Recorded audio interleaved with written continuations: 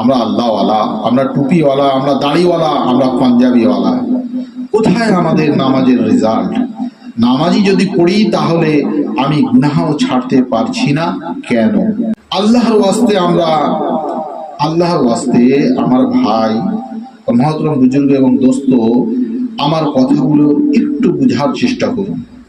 আমি নিজেই তো সেই গন্তব্যে পৌঁছতে চাই। সে গন্তব্যটা হলো জান্নাত। সে পর্যন্ত পৌঁছতে আমাদের লুট হয়ে যাওয়া ঈমানকে তাজা করতে হবে।